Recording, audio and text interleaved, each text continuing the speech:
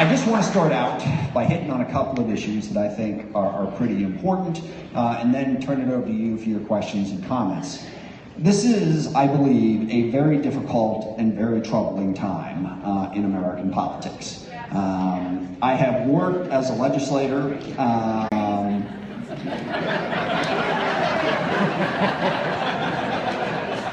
Never had that before at a town hall meeting either. And I'm also very much aware that you have another card that says something different. And believe me, at some point you will feel the need to raise that card, because we're not going to agree on everything. But it's not going to. Look, I got into politics for a very simple reason. I like solving problems. I like working with diverse groups of people to bring our community together to reach solutions. And that's not always easy. Think of anything that you're involved in. I love people who tell me I could never do your job, I don't like politics. And I'm like, well, you have a pulse, right? You've got family, you've got job. I'll share with you, my 13-year-old son plays premier soccer. There is no worse politics that I've encountered in youth sports, okay? So people are passionate, they're opinionated, they want their way, and they gotta work with other people who are passionate and opinionated who want something different. And I have always seen my job as bringing those people together and having a discussion, an open dialogue. I pride myself on being able to work with just about anybody. During my time in the state Senate, during my time in Congress, I won't tell a bunch of stories, but I and my staff have done a bunch of very good things working with a very diverse group of people. All of that said, I cannot work with this president.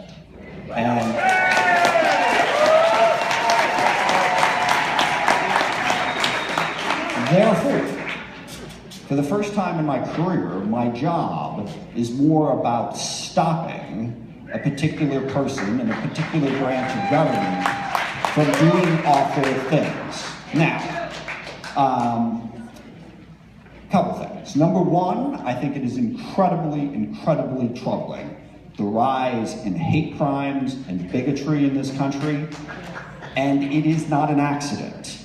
You know, if you go back and listen to the rhetoric of candidate Donald Trump and the rhetoric of President Trump, you know, he used bigotry, racism, misogyny to advance his interests. And now he is the President of the United States, which means he is setting an example for a lot of people. The attacks, or the bomb threats at the Jewish centers, the 2 Indian Americans who were shot, one of them killed in Kansas. I'm being told that last night in Kent there was a Sikh man who was shot, fortunately wounded, apparently he's going to be all right. But that is one thing. I dislike the language that our president uses because it is belittling and insulting and sets a horrible example for the country. And we need to stand up whenever that happens.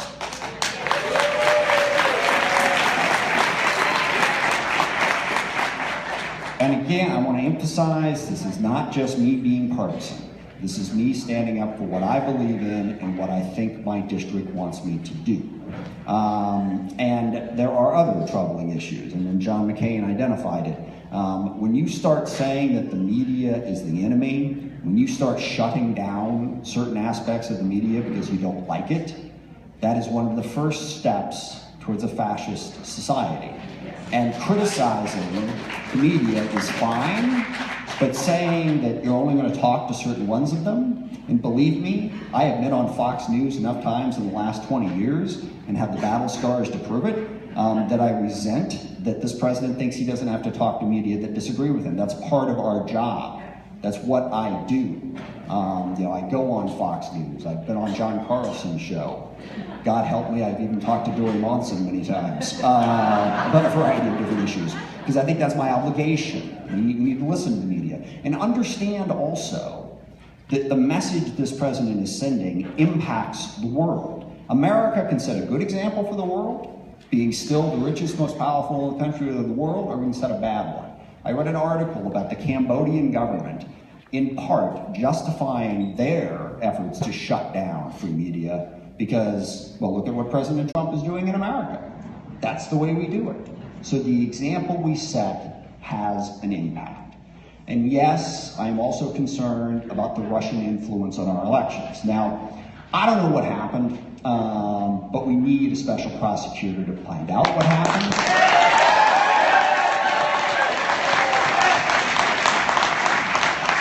And whatever the Trump administration says, Michael Flynn was not fired for no reason. There had to be something there. Now let me say that I'm the ranking member on the Armed Services Committee. A few years back, I was the chairman of the subcommittee on terrorism, and I worked with Michael Flynn in the Special Operations Command at General McChrystal. And whatever the reason, I'm just glad that he's no longer the National Security Advisor. But I think we need to dig into that reason and investigate that. Equally troubling is the fact that President Trump seems to think that the presidency is mostly a great business opportunity. And look, I mean, and he's not even subtle about it. You know, he basically says, hey, I'm president now. I know my hotel in D.C. is going to be doing great. So we have a situation, then of course you all know that down at Mar-a-Lago in Florida, the dues to belong to the club was doubled to $200,000 after he got elected president. Now, I understand that, you know, presidents incur expenses. People used to scream about all the expense of the Obamas vacationing in Hawaii. But the money that was being spent there at least wasn't going into President Obama's pocket. The money being spent in Mar-a-Lago, the Defense Department is apparently going to set up offices at Trump Tower because it's convenient. I get that, okay? But to have the money going directly into the pocket of the president is a rather clear conflict of interest. And then you have the troubling international aspect of it, because President Trump has properties in a variety of different places, including in Istanbul, where he was negotiating a hotel contract, and for whatever reason, he just decided that he was going to support President Erdogan as he shut down the media and shut down all of his opponents in response to the coup that allegedly was supposed to take place. Now, was that because he wanted his business interests to go forward, or because he legitimately wanted a positive relationship with Turkey? I don't know, okay? We shouldn't have to ask the question. That is why every president prior to this one has released their tax returns and divested themselves of their financial interests. Okay, that's the Trump stuff. The other stuff is about policy, and it's really important, and obviously this is also President Trump. One of the interesting aspects of it is, to a certain degree, President Trump has a sort of populist anti-immigrant message, but beyond that, he is kind of making it up as he goes along on a number of areas. And the most interesting thing is, I mentioned General Flynn a little while ago, believe me, the problem isn't solved just because he's gone. But Michael Flynn, Steve Bannon, a guy named Sebastian Gorka, who some of you may not have heard of, but he's buried deep in the bowels of the White House doing very bad things, they believe that we need to have a clash of civilizations. They believe that every Muslim is not to be trusted. And that plays right into the hands of Al-Qaeda. In fact, I saw the story this morning. Al-Qaeda puts out a propaganda newsletter. Steve Bannon must be proud because he's on the cover this week. And he's on the cover because he believes in the opposite direction, the exact same thing that Al-Qaeda and ISIS believe. And that is a very, very bad policy. Tiny piece of good news, General McMaster, who was picked to replace Michael Flynn, doesn't believe any of that, okay? He is a very reasonable guy who is trying to turn this around a little bit. But one of the interesting aspects of that is, if you're running a company or you're running a country, you pick one guy, then you fire him and pick somebody else who believes the exact opposite of the first guy. So what are you trying to accomplish? That's what I mean by this can be influenced. Pressure can get a result that puts us in a better place. So we need to keep up that pressure to make those changes. Unfortunately, there is one area where it is very clear what President Trump believes, and very clear that he intends to consistently go after this policy. And that is that he is opposed to immigration and opposed to refugees, and is going to do everything he can to terrorize immigrants in this country now and try to prevent any more from coming in going forward. And that is a horrific policy. If there is one thing that America has that is unique in the world, for over 200 years, people have wanted to come here from every corner of the globe to work hard and build a better life for themselves. And in doing that, they've made our country better. Immigration is a natural economic positive.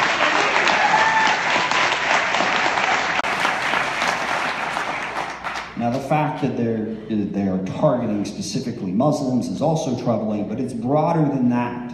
It's a belief system that immigration is bad for our country and it's wrong. Now, one final thing on the immigration point. I happened to be watching John McCain and Lindsey Graham when they did a town hall on CNN until Lindsey Graham started talking about healthcare and saying things that simply were not true in a way that made my head explode, so I had to turn it off. I'll get to that in a minute. But what they were talking about was, Donald Trump basically has portrayed undocumented immigrants as murderers and criminals. That's what he did in the State of the Union as well. The interesting fact I will tell you is that immigrants, documented or otherwise, commit crimes, violent or otherwise, in a lower percentage of their population than U.S. citizens, okay? So that's not to say that you won't be able to find an undocumented person or an immigrant who commits a crime. That's going to happen. It is to say that if you're trying to protect the country, if you're trying to have a sensible law enforcement policy to focus on the portion of the population that commits fewer crimes, actually puts us at risk. And what Lindsey Graham said, they had two people there to ask a question. The first person to ask a question was a man, and my heart goes out to him, and I have enormous sympathy. I have two children, and his son was shot and killed by an undocumented immigrant. And Lindsey Graham was all, yes, that's why we've got to get these people out of the country, blah, blah, blah. And then the next person said, my mother, who has never committed a crime whatsoever, and was vital to her family, is now sitting in a detention center because she was rounded up by ISIS. And then they told a story of dreamers who were allowed to stay here, people who came here as children through no fault of their own, that are still being locked up. And Lindsey Graham's solution to this was, well, we got to pick up the right people. So you got to pick up that person, but not that person. Look, if an immigrant commits a crime just like anybody else, then I hope we'll arrest them and prosecute them. All right? But that doesn't mean that you ban all refugees. That doesn't mean that you send your law enforcement people out to pick up undocumented people who are not doing anything wrong and who are actually vital parts of our community. There was a very sad story about a county, and I forget the state, I'm sorry, but it went heavily for Donald Trump. And there was a guy who owned a restaurant and was a pillar of the community, family man, but turns out nobody knew, but he was undocumented. So now, instead of taking care of his family, instead of running a restaurant, instead of paying taxes, he's sitting in a detention center waiting to be deported and separated from his family. I don't think that is good policy.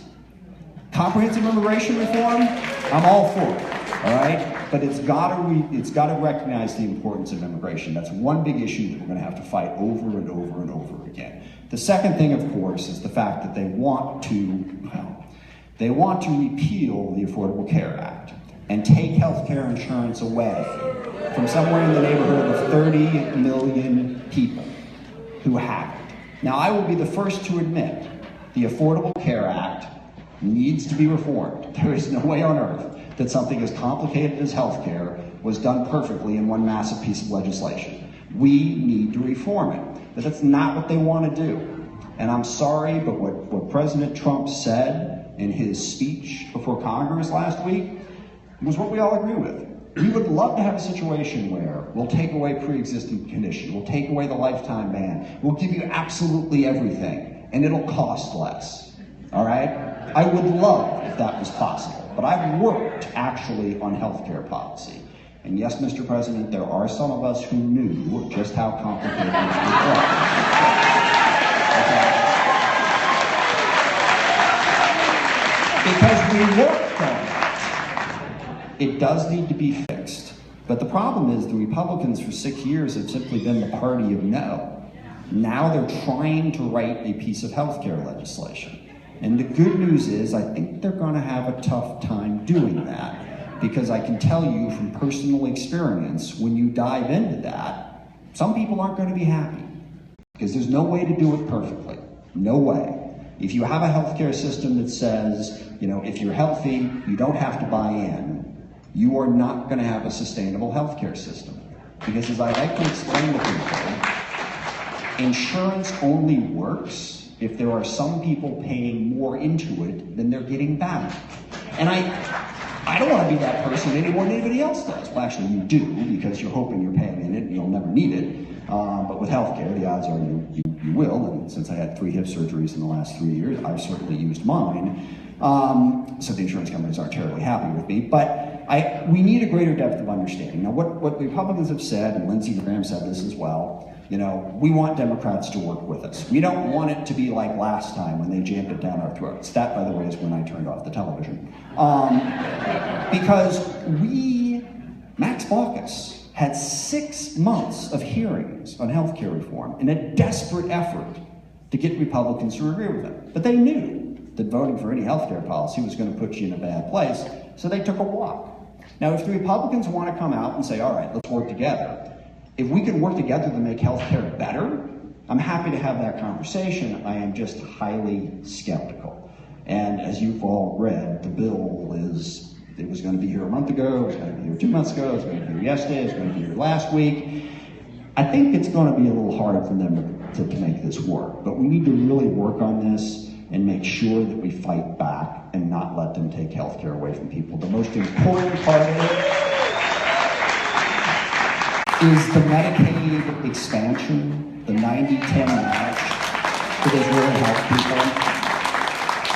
Now again, I will freely admit that the ACA was not a perfect vehicle, all right? But I know, and believe me, Republicans are the ones who would turn me off at this point when I say this, but healthcare inflation in the last 6 years has been lower than it was in the previous 30. That's not to say that there hasn't been healthcare inflation. There's not to say that there aren't counties, parts of the country, groups of people that have had high rates go up. That happens, but guess what? That happened before the Affordable Care Act, too. So we've got to work together on that to try to make it better. But the first step is stopping their efforts to scrap it entirely and ruin our healthcare system. Now, the next thing is the budget.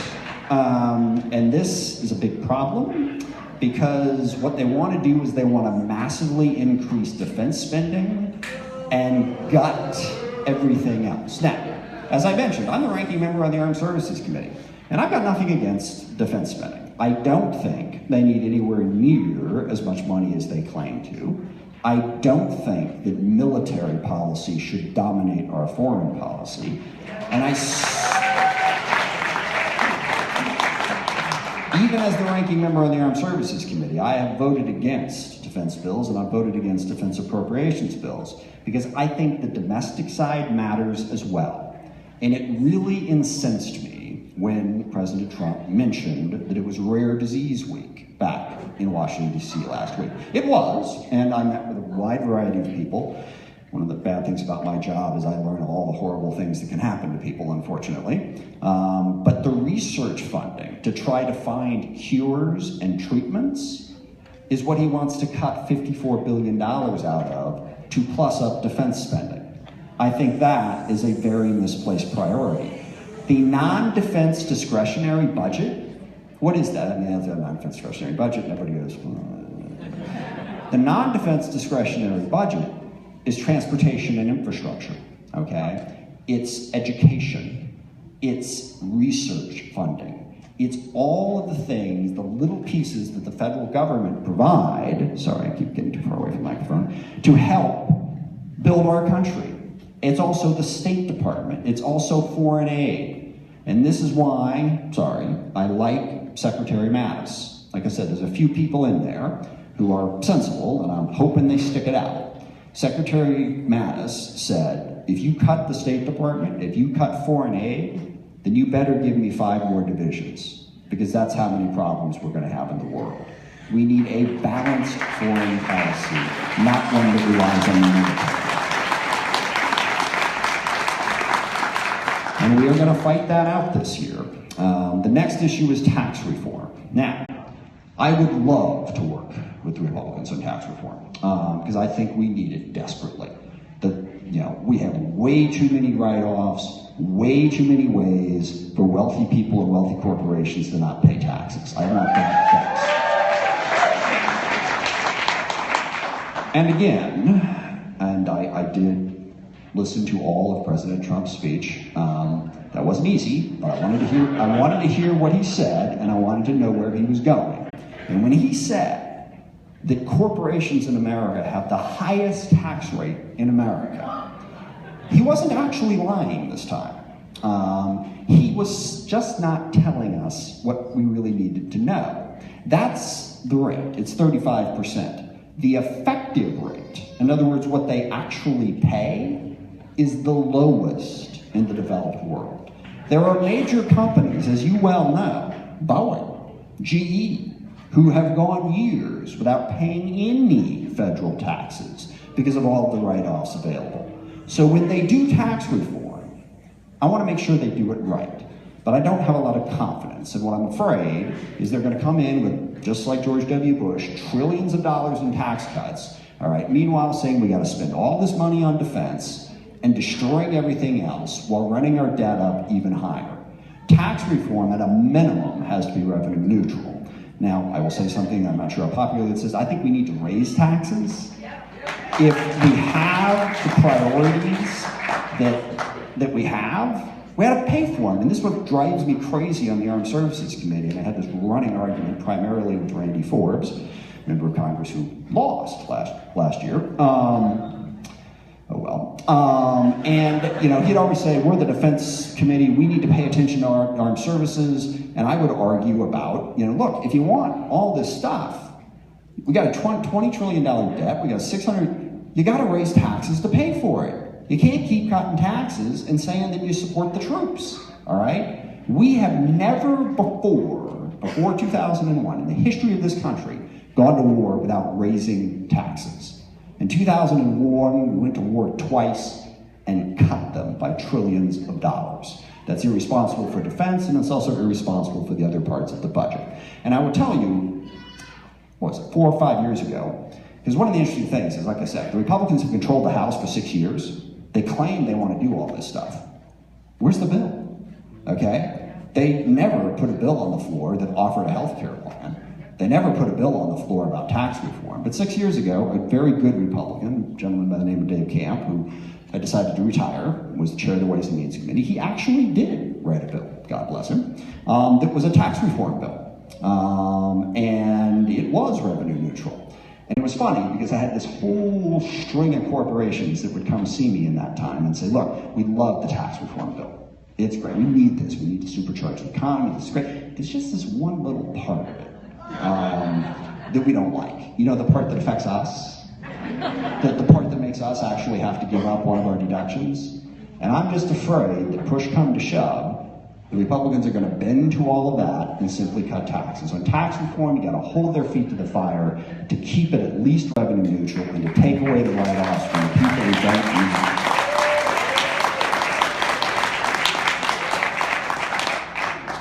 Two more quick things. One, infrastructure. I would love it if he would actually live up to his campaign rhetoric on this one. I just don't trust him. We need infrastructure in this country. But again, if you're going to get infrastructure, you got to raise taxes to pay for it, because regrettably the gas tax isn't generating as much as it used to. So if they just put out an infrastructure bill that doesn't fund it, it doesn't help, and then they keep talking about how they're going to do tax credits. And I confess someone needs to explain this to me because I haven't asked, and I will. But private companies don't build roads and then charge people for it. I mean, I don't know what a tax credit's going to do. The government needs to build the roads. They need to build the bridges. They need to build the airports, all right? So if we do that, I hope it's funded. Last thing, and I already mentioned this on foreign policy, so I'll go over it quickly. There are a lot of challenges in the world. Vladimir Putin is a definite challenge. Because make no mistake about it, what he wants to do is make the world safe for dictatorships, all right? It's more than just Russia. Vladimir Putin believes strongly that authoritarian dictatorships are the best way to run things. That's why he's trying to keep Assad in power in Syria. That's why he's messing with the Ukraine. That's why he's messing with Georgia. That's why he's threatening to mess with all of his eastern neighbors. And they're trying to, stop me if you've heard this before, influence elections. And not just ours, all right? There is intelligence that they were involved in Brexit. There is intelligence that they were involved in the failure of the Italy government. There is intelligence that they're now trying to push right-wing fascist candidates in France and Germany. We need to stand up to that. But by far, my greatest concern is what I said earlier. I don't want a clash of civilizations. I'm sure that we have a lot of Muslims in this audience. I know I represent a lot of them. The people in Al-Qaeda, the people in ISIS and Boko Haram and AQAP and all those folks, they do not represent the Muslim religion.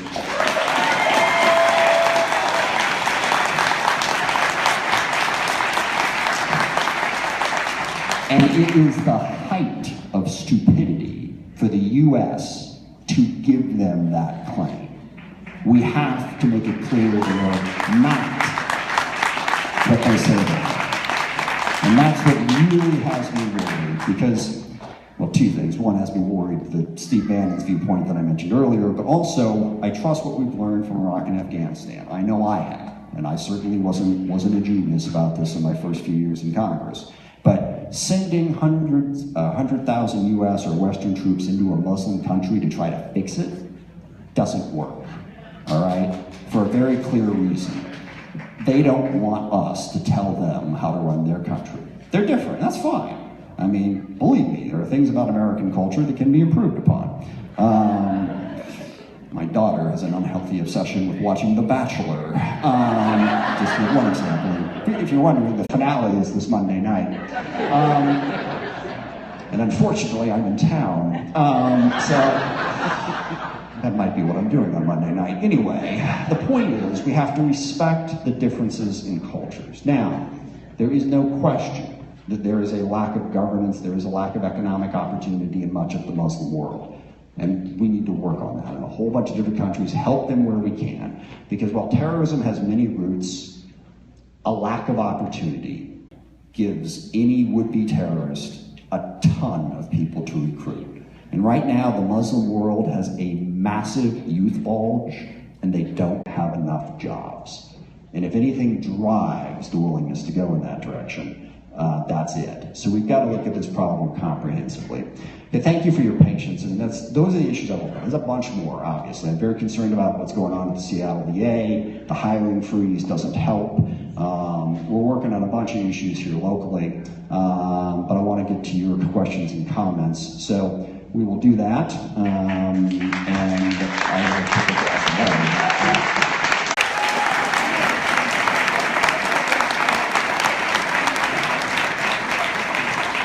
And I'm going to leave it up to my very able staff to decide who is going to ask when. Shakisha Ross is right there, and Sarah said over there. We'll start here and go back and forth. Go ahead, ma'am. Thank you very much for holding this. My name is Dr. Arlene Plevin, and I have two questions. The first one is, I have done everything I thought I could do, from writing, calling, etc., and it still feels like we're circling the drain. I weep for my country. I weep. I'm in grief, but not inactive. And so I wonder what you think. And I am willing to do, nonviolent, whatever go to jail. I'm glad you had the non. Yes. But go ahead, yes. But it still feels like everything is ineffective. And that's my first question. And what you think about that. The second one is... Stop watching CNN! One thing that I didn't say, because you looked like a respectable group, was it's a large crowd, a lot of passion here. We're going to go microphone to microphone. I'll give people a chance. We don't want people shouting out, certainly not shouting at people who are asking questions. So give them the chance to say their piece. And thank you. The other question is, I keep looking for some kind of bumper sticker zinger a phrase that will invite people who voted for Trump to have the tops of their heads lifted off and I see the light. Yes, I'm speaking in rapture terms here.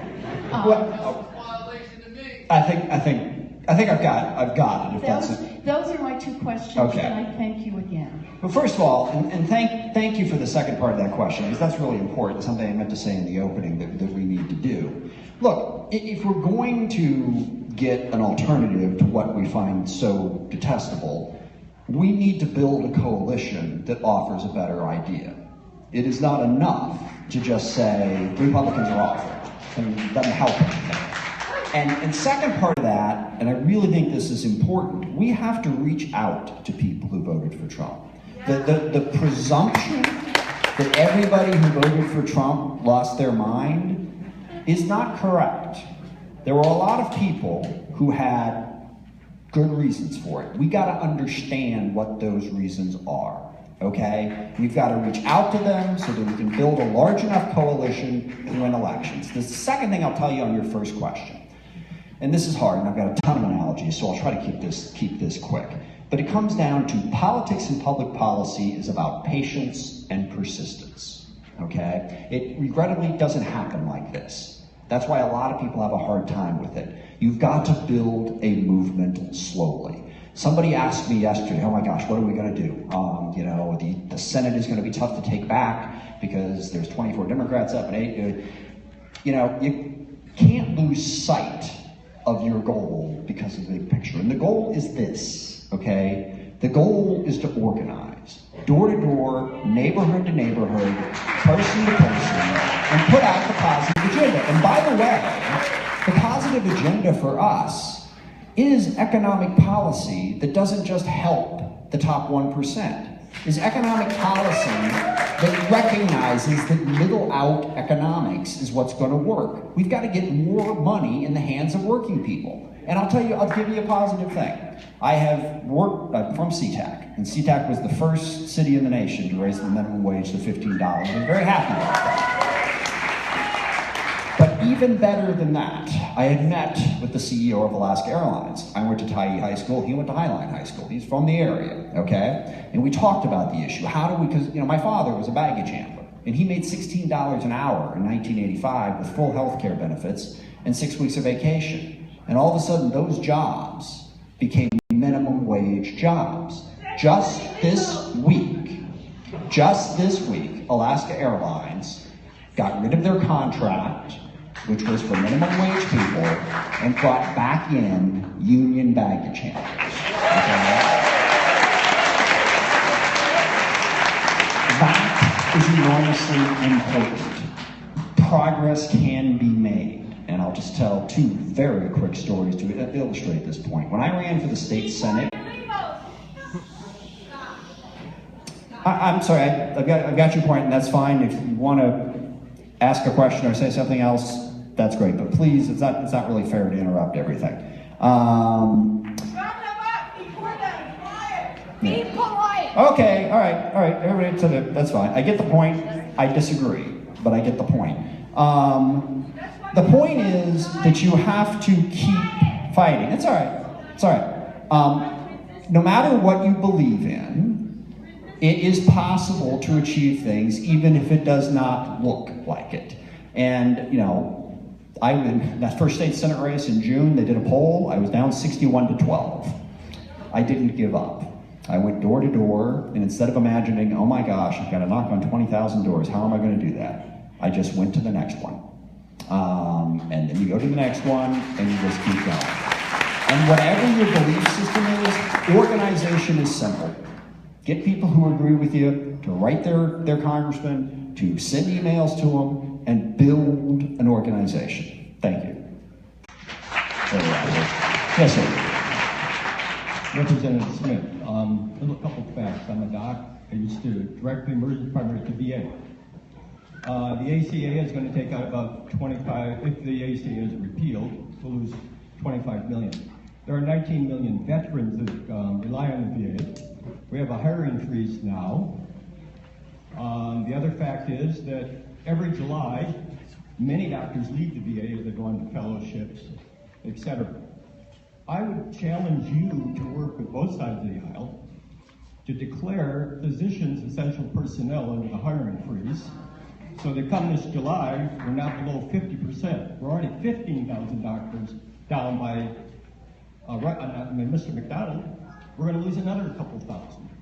Yeah. So I would challenge you to work with the Republicans, work with the Democrats, and push it. I don't see any president, especially this one, cutting his own throat by backing off the VA.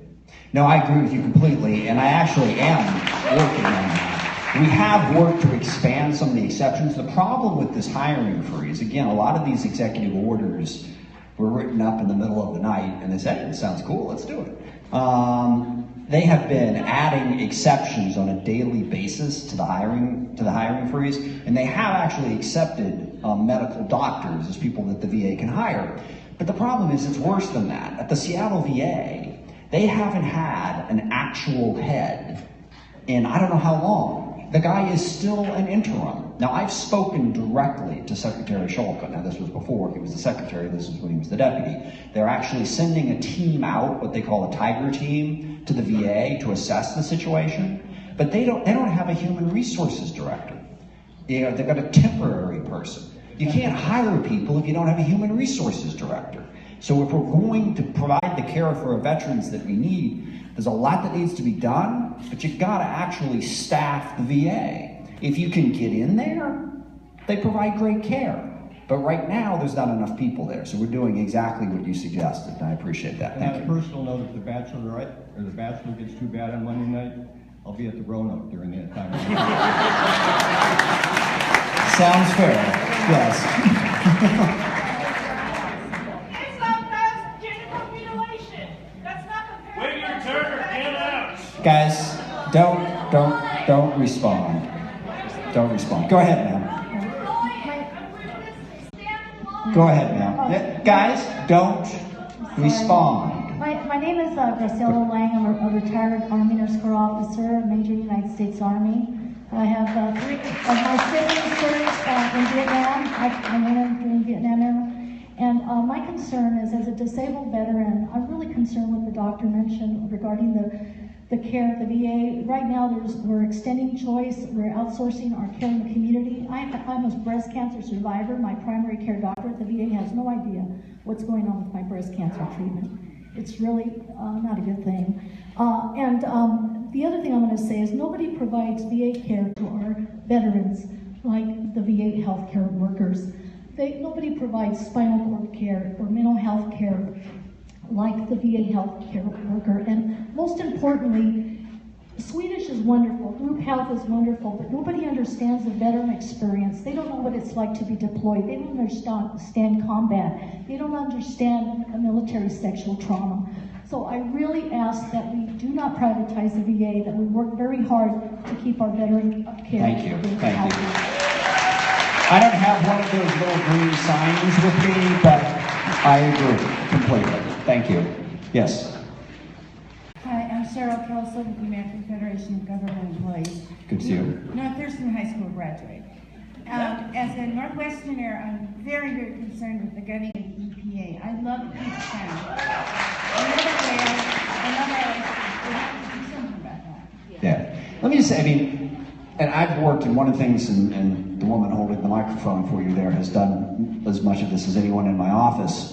We do a lot of casework with people, and a lot of it is dealing with federal regulations that are being implemented in a way that is inconvenient. So I get that we need to look at our regulatory environment and make sure that it's not too burdensome on businesses and individuals, and it's something we work on every day in my office. However, we need clean air, we need clean water, we need to address climate change, in my opinion.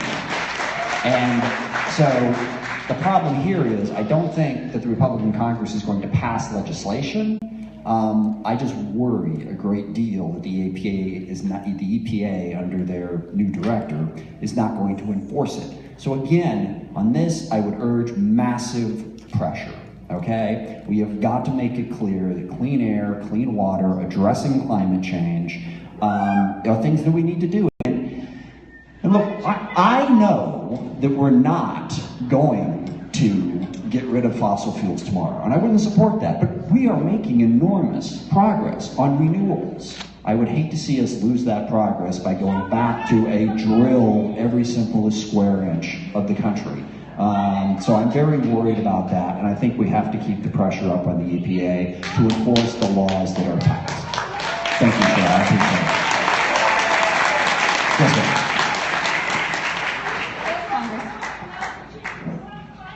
Hello, Congressman. I'm an environmental activist, and since the election, I've been going to Olympia a lot, doing a lot of lobbying, testifying at hearings, and meeting with my representatives in the legislature. I'm a member of the environmental group Plant for the Planet, and I'm starting a youth climate action network, Future Voters for 350. It seems like every day the administration is gutting environmental protections, from allowing industries to pollute more to reauthorizing the pipelines.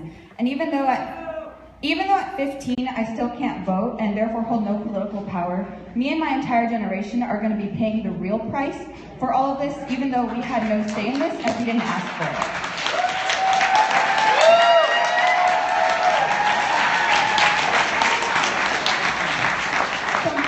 My question to you is, what specifically will you do to fight against the administration's attack on the environment and by default attack on my generation? And will all carbon-related bills you try to pass include James Hansen's signs for 350 parts per million, not 450?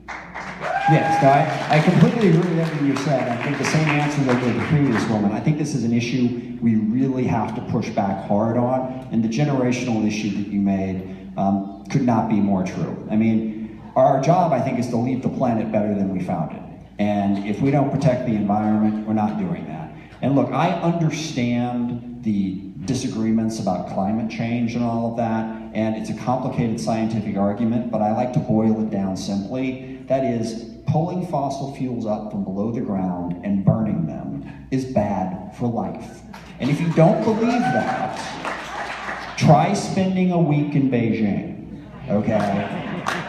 They are having a very real problem. London is having a very real problem now with the smog in the air, making it impossible to breathe, ratcheting up asthma. But seriously, in China, companies are having a hard time getting people to work there, even with the economic opportunity, because they can't breathe the air. So if we don't change that, I'm not going to get into some complicated scientific argument about what the temperature is and when it's whatever. Again, digging up fossil fuels from below the ground and burning them is bad for life, okay? And life is something we should preserve. So we've got to figure out a smarter way to do that. And I do appreciate the generational argument. I have a daughter who's 16 and a son who's 13, so I certainly want to leave the world a little bit better. Yes, sir. My name is Wendell Miller. I'm from your East Side constituency. I did vote for you. I have a request for you specifically from our son and a comment, hoping you can comment on that. One, can you place on your website 3 specific priorities with actionable plans that we can check you against in a couple years? Partly because it will set an example for your peers of following through on what they say they will do, as opposed to our president who's trying to do too many things. So 3 priorities with a plan and action for this term. More specifically, though, my son's a business owner. My daughter and son-in-law have both been in the Foreign Service. We have a very big concern about what's happening with soft power overseas. And as head of the ranking member on the Armed Services Committee, I'd like to know what your priorities are for the defense budget, but even more specifically, the embassy security budget. We're operating without much guidance there, and we have people with no protection trying to implement the best of our foreign policy and the best values of this country. They need protection overseas. Okay, let me take the second part first. You're right, and I've been privileged to travel all over the world to Iraq and Afghanistan and Yemen, and I'm always incredibly impressed by our diplomatic corps and the places they are that are very, very dangerous. And we need to make sure that they have better security, and that's part of the problem with cutting the State Department budget. You mentioned, what are my priorities for the defense budget? The defense budget does not pay for the security for the State Department, okay? So if we give all the money to the Defense Department, the State Department doesn't have the money it needs to protect itself. So I think we need to make sure that our diplomats are better protected. My priorities for the defense budget, number one, we gotta get a lot better at the stuff that we buy. We have wasted an enormous amount of money on programs that simply don't work. And there's smarter ways to do that, and I have a very long, rambling thing on this, which I won't do, but there's a thing called the program of record. And what that means is, well, I'll give you one example of how we could do things better. A little while back, the Marine Corps wanted a new amphibious assault vehicle. And basically what they wanted was something that could, in a hostile environment, still land on a beach. Now, this prompts one of my favorite jokes that I use in the Armed Services Committee when we basically want something that's impossible. It's an Austin Powers reference. All I want is sharks with frickin' laser beams attached to them. How hard can that be?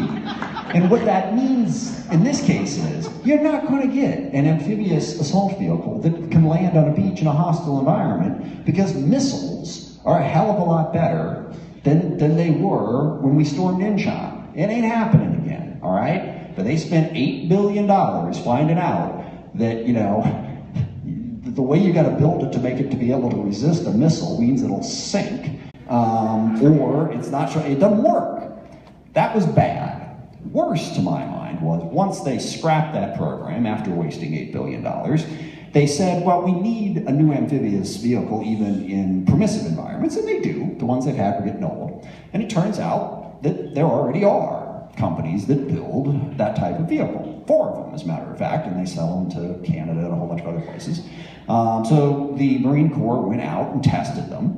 And in my world, what would save us a lot of money is that the Marine Corps would be able to come back and say, okay, we tested them, we want 10,000 of those. But this is where the program of record comes in. They're not allowed to do that. They have to come back and put out an RFP. And all those companies submit it, and then they down select. And what happens during the course of that process, inevitably, is they go through a whole series of program managers because the military, you move every 2 or 3 years. So inevitably somebody says, yeah, I like that one, but what if it had a gun over here? Or could you make it weigh, 20 tons less? And then, 15 years later, you don't have what you could have bought in the first place. You have something that doesn't work. We've got to fix that. So that's my number 1 priority. Number 2 is to make sure that the defense budget does not swallow the rest of our budget whole. Because while we have national security priorities, we also have domestic priorities. As to your first point, it's funny, my staff had this debate. There was a member of Congress who did a town hall who put up a list of his priorities. And what inevitably happens is you leave something off, okay? And if I put up 3 priorities, I would catch no particular hell from thousands. Well, you don't care about this? I care about, well, how come it's not one of your top 3 priorities? Because I only got 3. So, to be honest, I'm not going to do that because I've got 50 things that I have to do. And what we do every day is we tell people what those things are, and we answer questions, and we respond, and we say, this is what we're working on, and I got a bunch of things that I am working on, but to bear it down to 3 does not represent the 700,000 people I represent, unfortunately. But I appreciate the idea. So, yes. I think it is safe to say, I should say my name. My name is Erin Fanning, and thank you. I think it is safe to say that these are extraordinary times when the very fabric of our democracy is at risk. You have written of this on your website and in your press releases, yet I don't see this extraordinary measures in your actions. Last year, the Republicans, for example, refused to even let a Supreme Court nominee get a hearing for a full year. But it looks to me like the Democrats lack the creativity and maybe even, for lack of a better word, the guts to do creative things that would resist in extraordinary ways. I would ask the public here today, because I think a lot of people are in agreement about our positions. You're right, we've got to come up with a plan. I hear agreement, right? And I hear you saying do extraordinary things. But I would ask the public here today, do you want Rep. Smith to take extraordinary measures? If you do, stand up. Stand up right now. Tell him. I'll get to my question. Hold on. Tell him that you have his back. That you will have his back.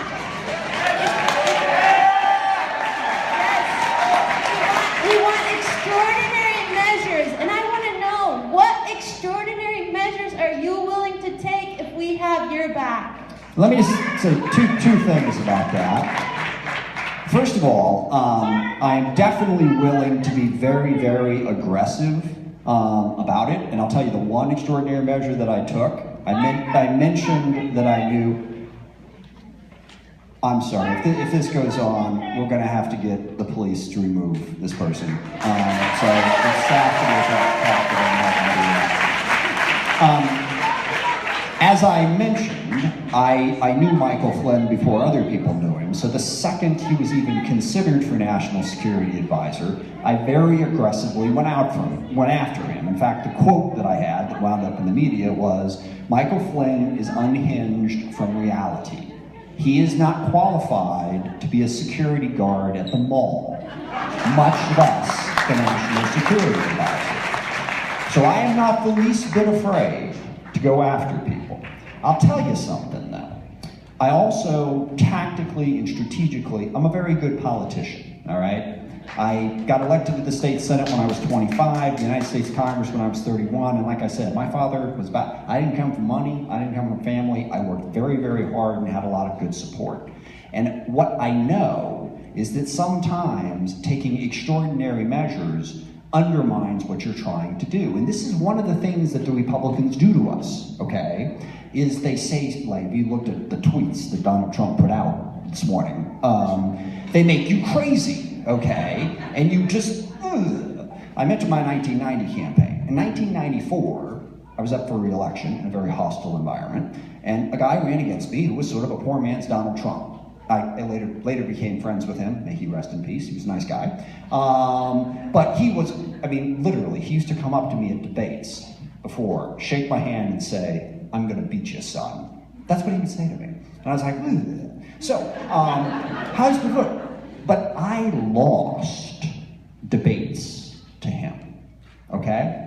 Because I was 29 years old, and he made me so crazy and so angry that I wasn't thinking straight, and I made mistakes in what I said. So when you're going after these guys, you gotta be smart.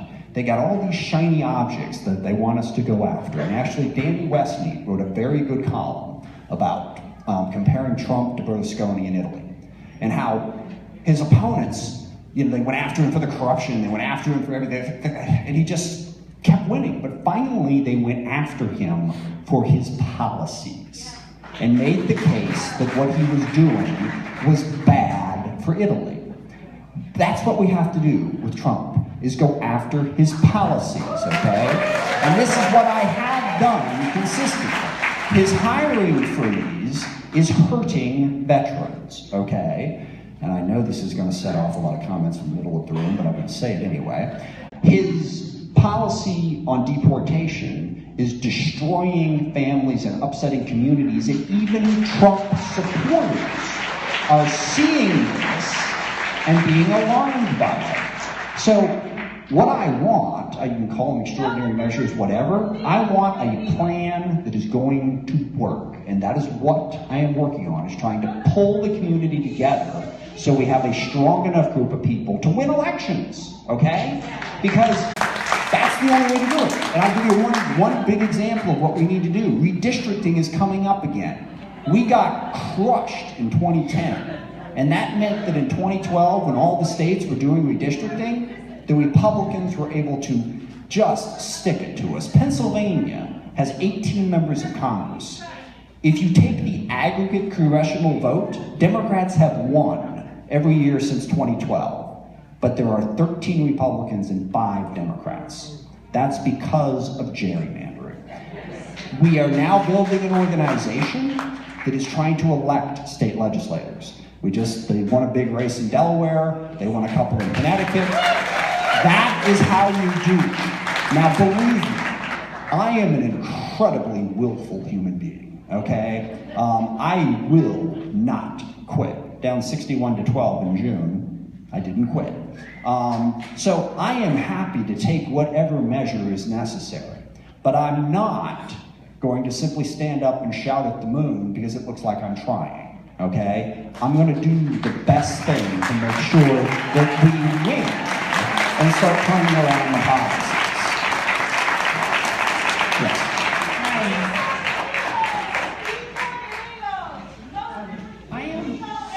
I'm really worried about national union busting, worker degradation legislation, also known as right to work legislation.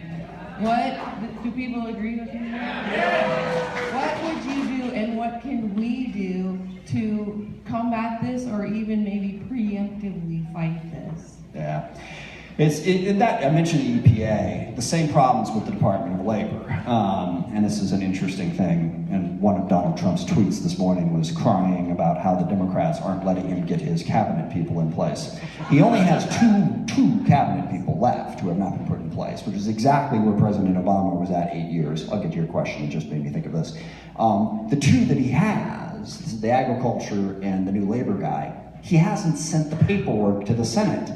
They can't act on it. Marco Rubio said that. And yet this morning our president is complaining because they're not confirming appointees that he hasn't even sent to them yet.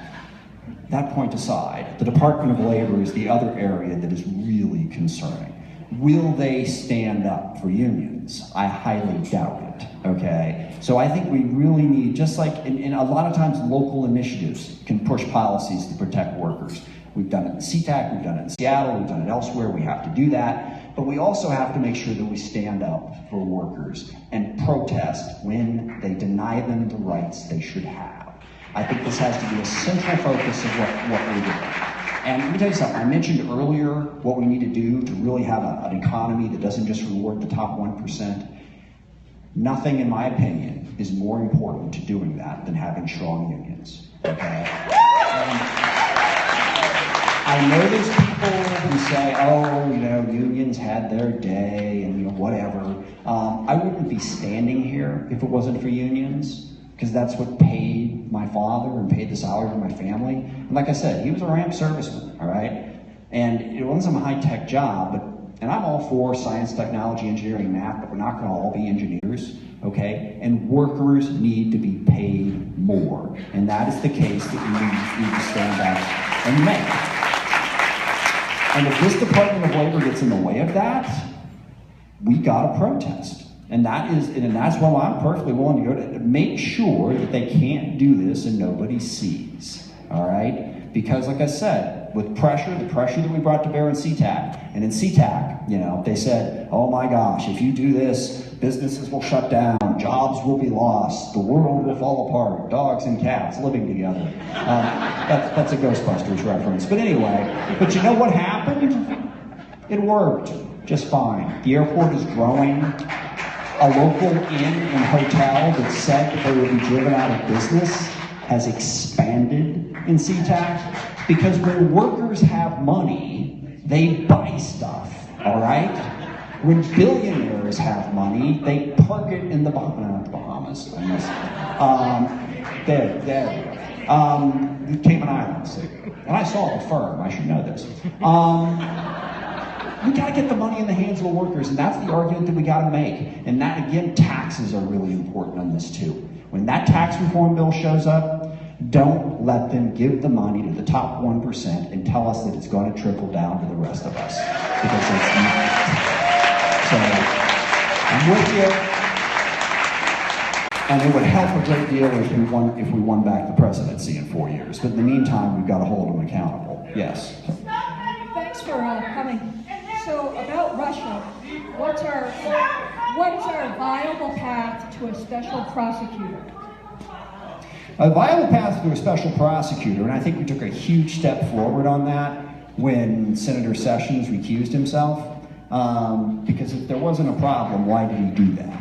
Now, the Republicans will respond at a certain point to pressure. That's why Michael Flynn is gone. That's why Jeff Sessions recused himself. Now, they are continuing to insist that, oh, the Intel committees will handle it. That's not enough, all right? And we have to continue to ramp up the pressure as more lies are exposed about Trump campaign contact with Russians. We have to use that to put pressure on Republicans so that they feel threatened. Look, all of this, it's great, I love Seattle, it's great, got people who are with us, but to win this, we've got to have Republicans' constituents telling them that this is important. And I believe that there are a lot of Republican constituents that are really worried about Russia interfering in our elections. So that's the pressure we need to put on to get a special prosecutor, and we shouldn't ever stop asking for it. You're distracted from the Democratic emails that verify special interest favors for those Arabs who are number 2 on the college visa list who got a pass for financing terrorism. Yes, ma'am. Yes, ma'am. Go ahead. Go ahead, ma'am. Hi, Representative Smith. My name is Zelda Foxall. I'm a volunteer. Go ahead, ma'am. I'm Zelda Foxall, and I am a volunteer with Results. It's an anti-poverty organization. We've met with you several times. Yes. I'm just here to again ask for your support, continuing support in the anti-poverty program. Specifically, there's a proposal in Congress for the 2017 budget year to reduce SNAP by $150 billion, and to talk about the importance of SNAP. It's reduced poverty in 2015 for child poverty by 2.7%. It's critical for our kids to be well fed so that they can do well in school. Thank you. I agree on both points, and I just want to give Results a quick shout out. I've been talking about how you need to organize. Results is the perfect example of how you do that, because they advocate for people in poverty across the world, and the way they do it is they get constituents who agree with them to then go meet with their members of Congress, and they do it in every district in the country. And when you look at, George W. Bush, never thought we miss him, but anyway, not sure we do, but he did pass and put PEPFAR in law, which is enormously helpful to reducing AIDS. He did create the Millennium Challenge Corporation to help countries develop. Republicans support foreign aid more than they used to, and it's because of the way groups like Results organized. Constituents sat down with the Republican members of Congress and said, this is important to me and here's why. That has an enormous influence. Results does a great job of that. Yes? Hi, my name is Amy Summers. I live here in your district, and I'm a small business owner here in Seattle. I'm wondering if you can give us a little glimpse behind the scenes and let us know if you've been able to identify any Republican allies who are also afraid of the tyranny, dictatorship, autocracy direction that the Trump-Bannon team is taking us in, and if there's anything we can do to help push those Republicans also toward saving our democracy. Yeah, it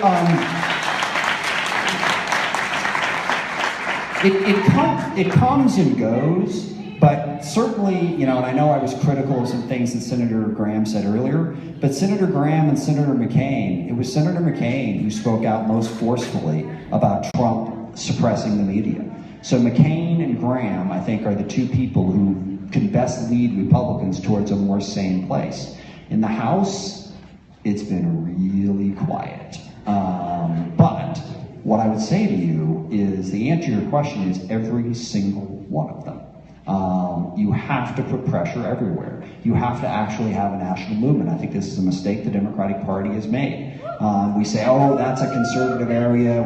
You got to be everywhere. All right, if you're going to have a comprehensive message that's going to drive home. But I will say again, I think Senator McCain and Senator Graham have been the most outspoken, and when they do that, we need to encourage them. Yes. My name is Dick Burkhart, representing a group called Earth Care Non-Warfare. And I want to thank you for your great work, but the fact is, the Middle East is still a huge mess. And I seem to be getting some mixed signals from the Trump people and his administration. My first question is, what is your sense of what Trump might actually do in the Middle East? Can we expect more war or less? Or do you have no idea? And the second question is, what would you recommend as a long-term political strategy for a more stable and peaceful Middle East? Well, first of all, let me just be very honest. It's a very difficult place, and I certainly don't have any easy answers for bringing peace to the Middle East. And I'm not going to pretend that I do and give you my three-point plan for how to solve everything. I do have a couple of ideas that we need to work on. I think the most concerning things about what I think is likely to come out of a Trump administration, number one, like I said, again, I'll say it, is their hostility to Muslims. I think that's bad. And that's going to stir up more difficulty. Second is the criticism of the Obama administration that came from the military and from some folks on the right, that their rules of engagement were too restrictive, okay? That they weren't able to strike targets as freely as they would like. And I am deeply worried that the Trump administration is just going to say, fire away.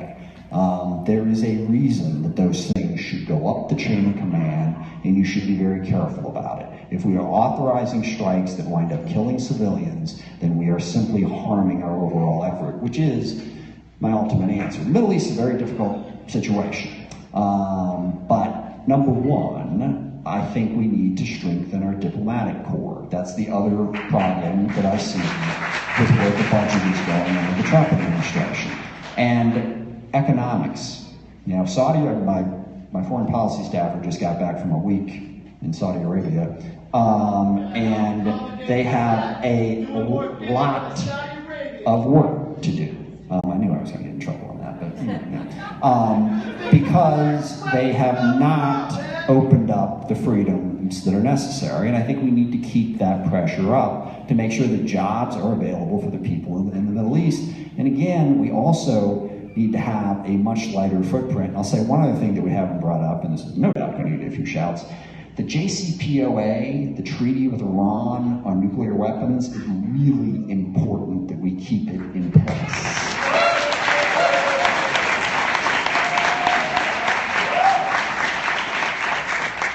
We have got to open up those types of negotiations, and while we don't like everything Saudi Arabia does, we don't like everything that Iran does, I don't want to go to war with everybody over there. Let's find a way for people to get along better, and a big part of that is working on the Sunni-Shia split.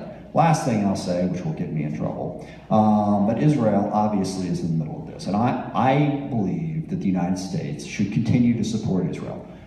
They have been under threat for a long time. They are a democratic nation and a reliable ally, and I'm an unapologetic supporter of Israel. But we cannot bury the two-state solution. There needs to be a viable Palestinian state. And I may disagree with a lot of different ways that we get there, but if there's not a viable Palestinian state, that's the worst thing for Israel. That's what we've got to work towards. I think that would help, but you got a long, long way to go before you have peace and stability in the Middle East.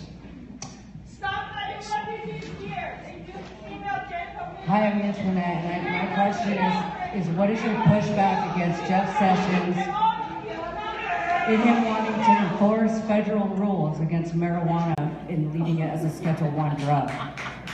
Now look, that's a huge problem, because what a lot of people are unaware of, we passed by initiative medical marijuana and also legal marijuana with all kinds of controls and restraints, and the state has a good law in place. But the problem has always been the federal government, even under the Obama administration, well, that's not quite fair, let me explain that in a second, but the federal government still has it as illegal.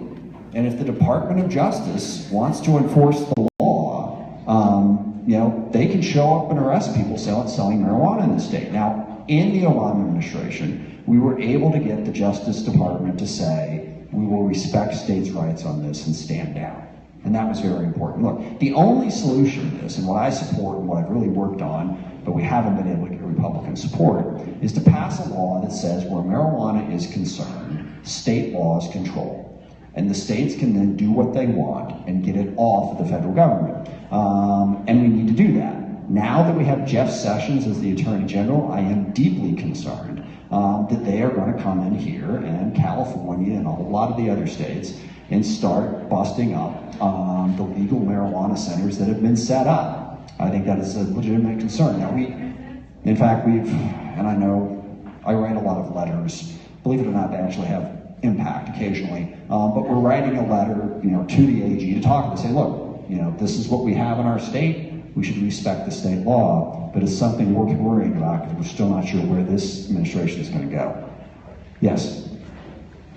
Hello, my name is Susan Mames, and I live in your district, and I have, after listening to you today, I'm going to change what I was going to say just a little bit, but for one thing, I want to let you know what I care about, which is LGBT rights, and I want to say that, actually, that's not what I'm talking about now, though, since I heard it, but I just want to say, I just want to tell a mini story that my partner and I were together for 18 years before we could be legally married in a Christian church by clergy, and we're very afraid that those hard-won rights are going to go away. We've already seen them go away for transgender people in education, and I just want to let you know that's important to me.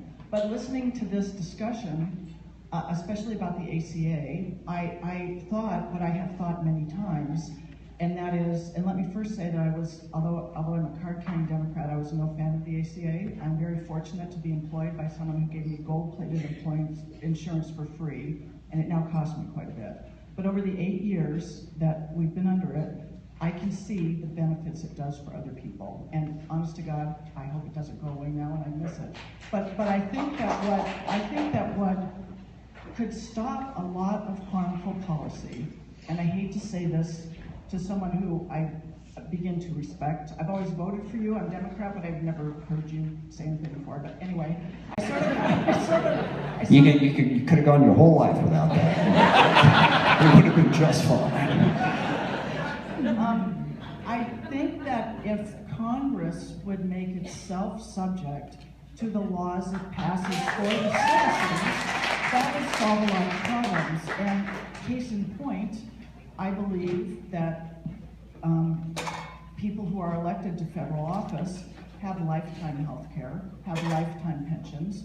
What can I do to make Congress subject to the laws they make me subject to?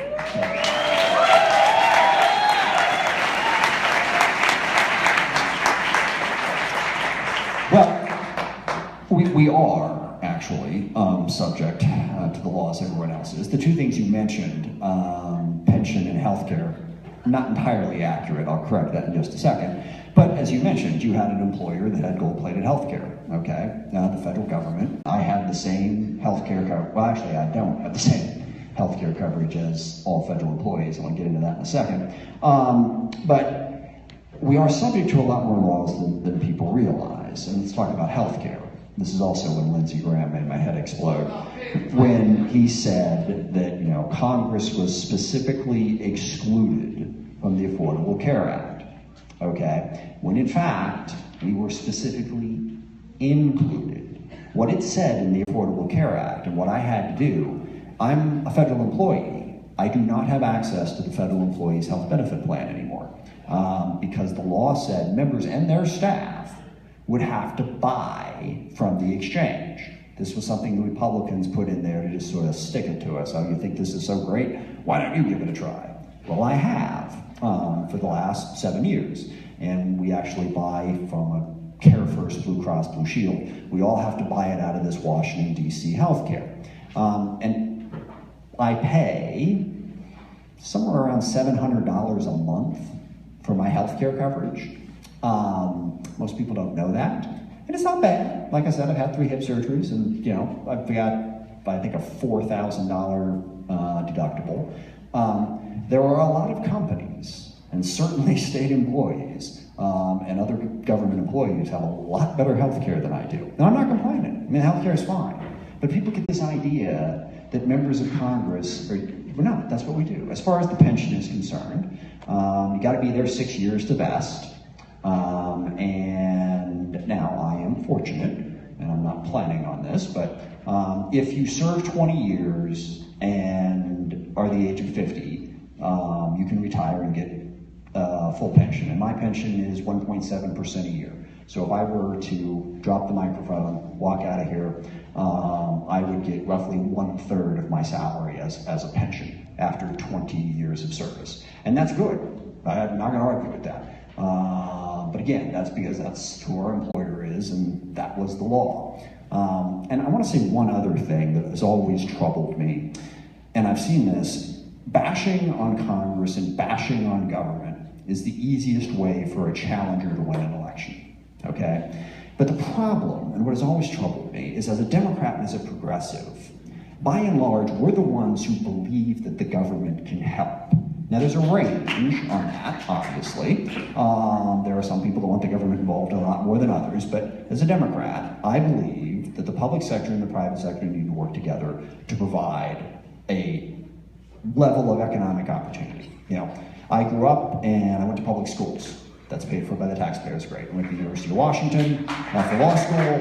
There's a bunch of things that the government does that are helpful. What the Republicans believe and have come to believe is the quote from Grover Norquist. I once rode up in an elevator with Grover Norquist. I said, yeah, I've never met you, I've heard about you, and I was thinking in my head, I've loathed you for years, but I never had the opportunity to say hello.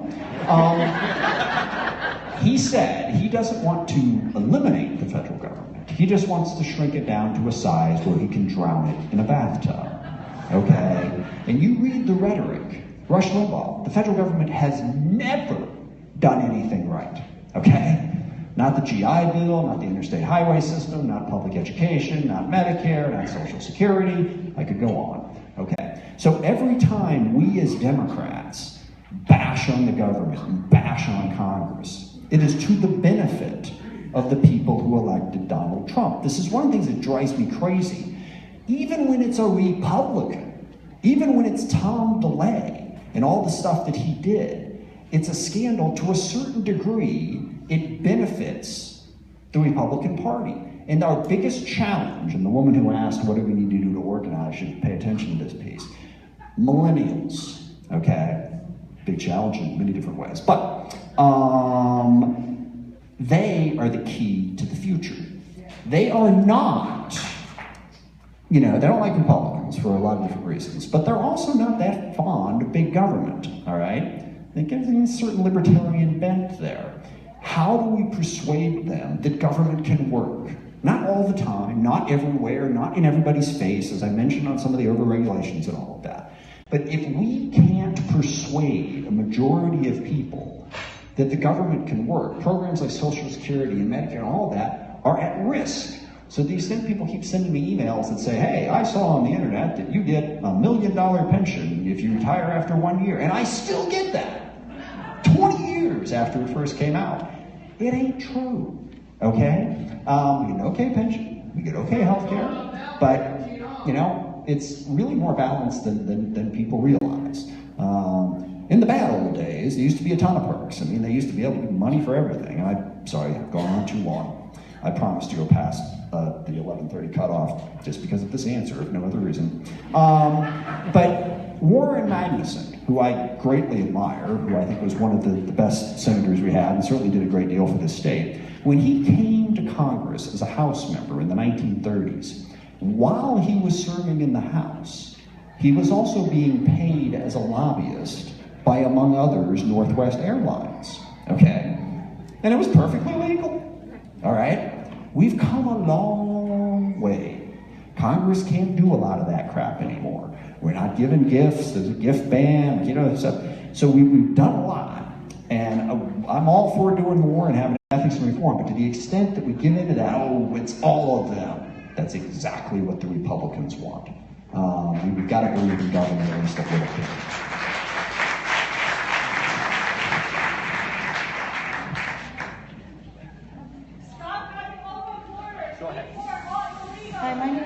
Cynthia Resnick, and I'm in your district.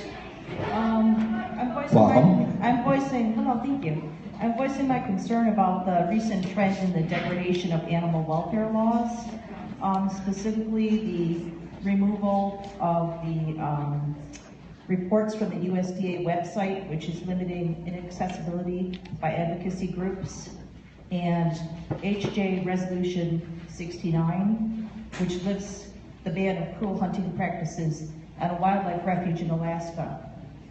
Where are we going with this? You know, I think here we can protect, because I'll tell you, I've met a lot of lobbyists, on any number of different issues.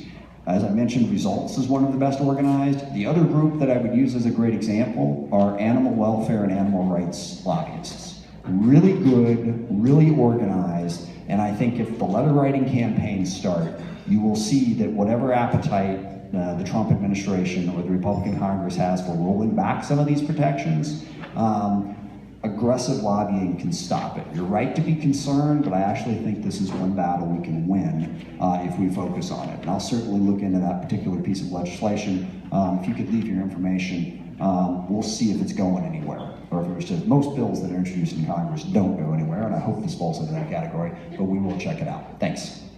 Hi, I'm Anna McCartney, and I'm super nervous, so thank you for listening to me. I'm a public school teacher here in the Rainier Valley. And I'm also a special needs mom. So I wrote down what I wanted to say because I'm nervous. The Federal Department of Education has traditionally been who protects vulnerable minorities, including kids with disabilities, from states who don't look out for their rights. Between integrating schools to protecting LGBTQ rights to protecting disabled kids via IDEA. Betsy DeVos has talked about giving that responsibility to states, except that it's states that the Federal Department of Education is protecting these minorities from. Now, I'm the parent of a cognitively delayed 12-year-old girl. What can we do to make sure that the Department of Education does its job and keeps looking out for minorities, and including disabilities, kids with disabilities? Thank you.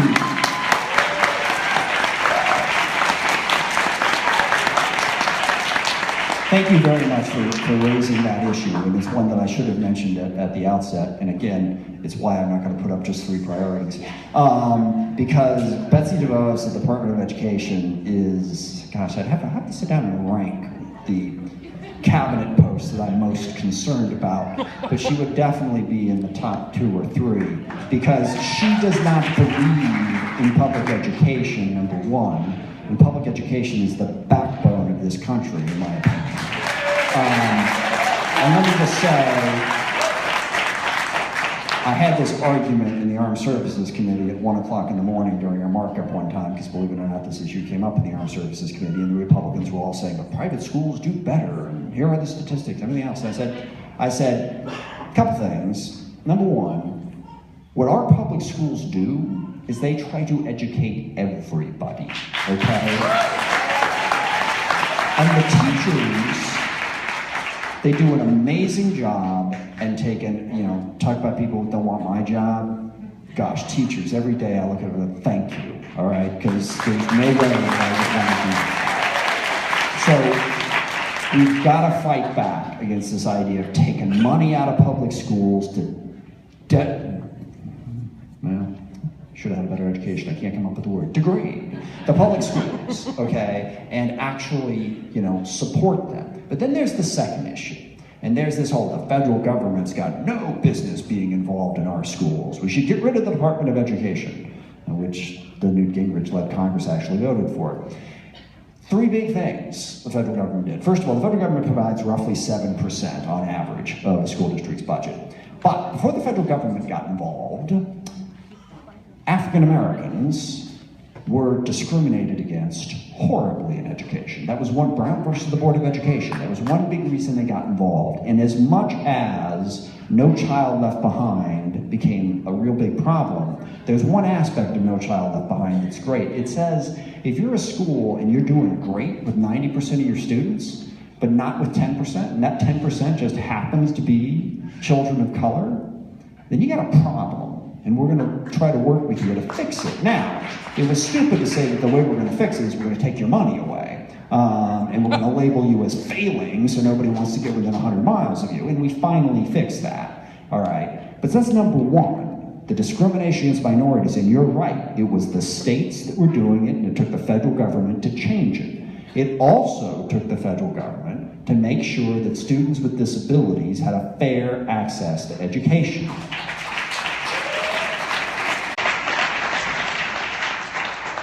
Because they didn't before the passage of the ADA. And lastly, the federal government helps deal with what is one of the hardest problems in education. And that is, and I know, my daughter was 12, my son was 9 when we moved, or I think 11 and 8 when we moved up here. We used to live in Northeast Tacoma, and we went to Northeast Tacoma Elementary School, which was, like 60% free and reduced lunch, and, thought of, the elementary school that I went to is now 90, Bull Lake Elementary in SeaTac. But it was thought of as, not a great school, and my wife was president of the PTA for 2 years. And actually, my kids got a great education there, okay? Because if you get involved, if you help the teachers, you can get a great education, even in places that, aren't, well, I'm not going to name any place because I don't want to offend anybody, but anyway. No, but the interesting thing, she was PTA president there, and they had a budget of like $20,000 for the year. Well, after my redistricting, we moved to Bellevue. And my youngest was still in elementary school, so he went to Cruder Ridge. Their PTA had $250,000 in it, okay? How do you balance that out, okay? Now, money's not everything. Like I said, they got a good education in Northeast Tacoma. But my point is, it's the federal government that steps in a lot of cases and tries to equalize that with Title I money, okay? So that you don't have to be sentenced to a bad education based on the neighborhood you live in. My only thing is, I think that works a heck of a lot better than Betsy DeVos has any idea about. So I want to protect the federal role in education so states can't discriminate and public education gets the support that it deserves. Yes. Hi, my name's Steve Marquardt. I live in your district. As you pointed out, the Republicans in Congress are now forced to take a little bit seriously the idea of replacing the ACA as they attempt to repeal it. And I'm concerned, we don't know all the details, like you say, they've kept it largely hidden. But as we begin to hear about some of the details they're talking about, I grow very, very concerned. And the thing that I'm most concerned about as a 61-year-old guy with chronic medical conditions and disabilities, I know I was uninsurable before the ACA.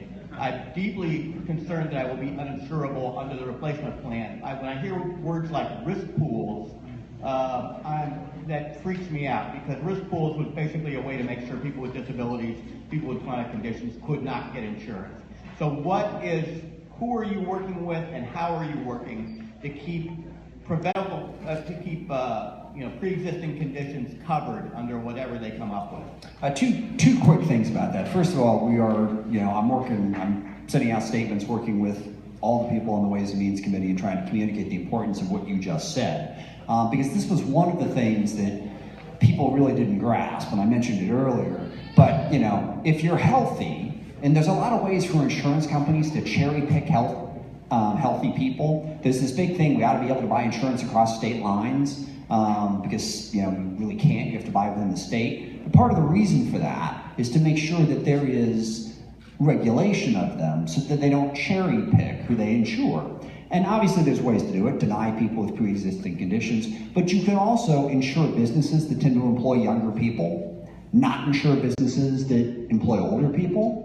So if you do that, you bust the healthcare system, and that's what was happening, is people who had disabilities or any sort of healthcare problem, insurance companies they're just being good business people.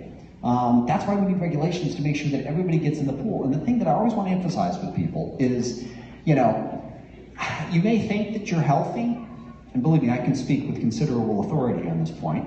But the thing is, eventually, if you're lucky and you don't just get hit by a bus and die someday, you're gonna not be healthy. So this isn't just, we're just trying to protect these few people who have healthcare problems. Everybody, at some point, almost everybody, is going to have them. And if they're not paying into the system, and then all of a sudden they've got a problem, it doesn't work. So what we have to continue to insist is not just that they cover pre-existing conditions, but that they make everyone get into the pool. Because if you say you have to cover pre-existing conditions, but people can opt out, insurance companies go bankrupt, they'll get out of business. So I think in that sense, there needs to be a stronger government role to make sure the insurance system works to protect people, because the lack of the lack of coverage for pre-existing conditions was a real problem. And I'll tell a quick story from a book I read. The Healing of America. It was written by a guy who was talking about the problems with our healthcare system before the ACA. And there was a woman in her late 20s who developed lupus. Now lupus, and I don't understand all the details of it, it's bad, but it's manageable if you have consistent health care. Long story short, she didn't have consistent health care because there was no guaranteed coverage. And she died when she was 32 of a disease that she shouldn't have died of. So we have to make sure that people in those situations get coverage. And you speak to that far, far better than I do. So, I'm right there with you. We're going to fight very, very hard to make sure that people with pre-existing conditions can still get decent health care. Yes. Thank you for coming. My name is Chris Bondersek. I live in your district. I'd like to challenge you in the budget fights that are about to commence to reframe the discussion about EPA and our environmental agencies from one about regulations. What about regulations to one where you affirm the job that, for example, EPA does to defend economic activity and to create economic activity. And two examples, in Puget Sound, a lot of restoration here in this land we love comes from EPA funding. It creates economic activity, creates jobs, creates a better sound for all of us. In the defending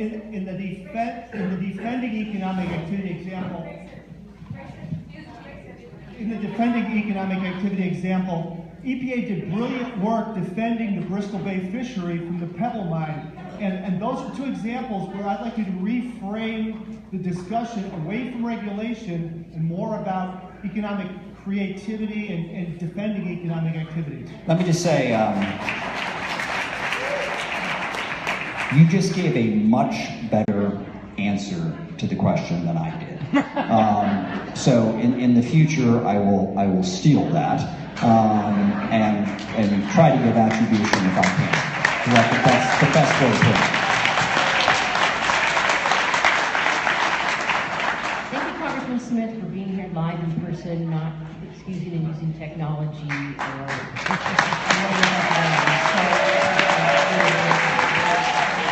I also want to say that with all the hubbub about immigration, 99% of us wouldn't be Americans if someone didn't immigrate to this country in our past. We were all a family. A comment I have about what can we do and reach out to our Republicans who might need some assistance in cooperating. I have no problem picking up my phone. First I look on the internet, what's their phone number, and I call and leave a message.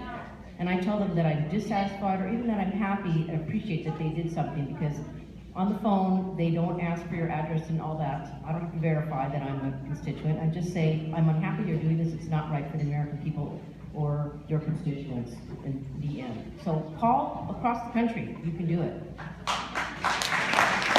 lot of the things that we talk about big topic things, and there are many, many big topic things, and there's also a cross between the federal government saying, we want it all to go back to the states, but then something like marijuana. No, we're going to put federal regulations and clamp down on that. So my head is about to explode on what they're going to take under the federal wing and what they're going to kick off the federal wing.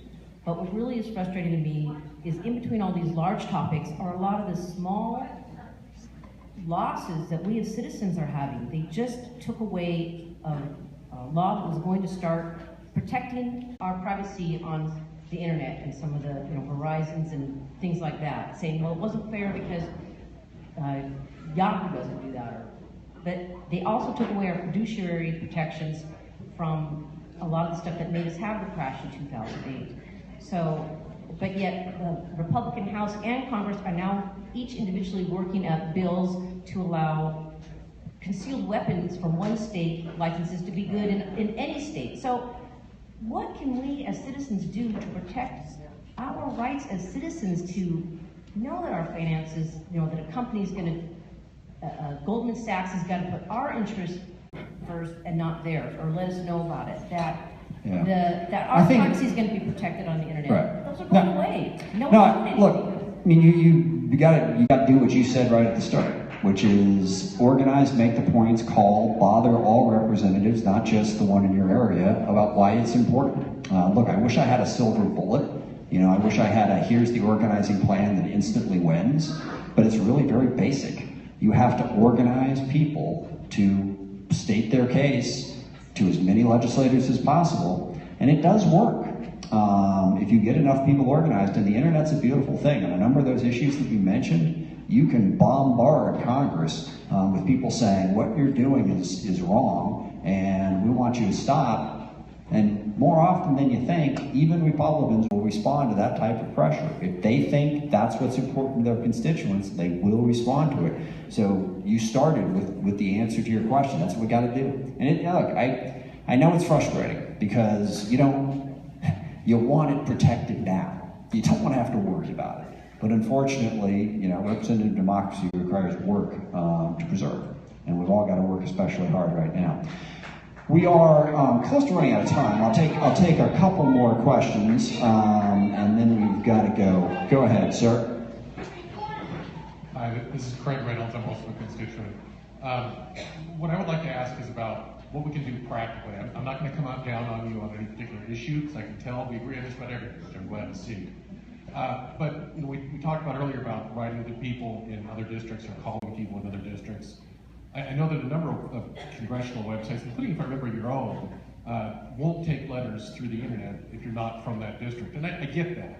We're ethically required. Right. Okay. So, yeah, we're not allowed basically to do that. So the practical question I would like to ask is, I'd like to put you on the spot and ask me to tell you the names of vulnerable Democrats that you think could lose that we can support from out of state in campaign donations, or vulnerable Republicans that we need to get out of the way so that we can support their opponents. Two quick things about that, and don't go away. First of all, in this forum, I cannot do that because this is not a campaign event. But if you will give your information, I'll get you to the campaign side, and we'll be happy to provide that information. I have a political director lurking around here in the audience. Maria, talk to her, and she can provide that information to you. And I will make a broader point, which isn't political, which I've made a couple times, but I really want to emphasize. As progressives, if you're looking at the success that the Republicans have had in electing people to state legislatures and governorships, and God help us, the presidency, look at that and say, okay, how do we build a coalition to beat that? And actually, I'll quote General McChrystal on this. After 9/11, he was one of the guys who was in charge of figuring out how to do the military part of the response. And he came up with a very simple saying. He said, it takes a network to beat a network. And that's what at the time Al-Qaeda was, is they were a network. So what he did is he looked at the federal government and he said, well, this is my favorite quote from The Princess Bride, what are our assets, what are our liabilities?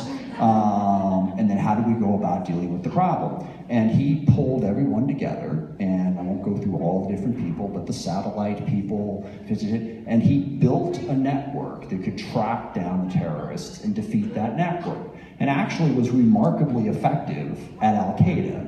Now, unfortunately, it metastasized into a larger problem. But we're in the same situation as progressives in this country. The Republicans have a network at every level. Okay, the Koch brothers have paid for a lot of it, but they have an organization. It takes a network to beat a network, and we have got to build that network. And part of that is understanding, who do we include? What groups are out there that aren't with us that we might be able to get?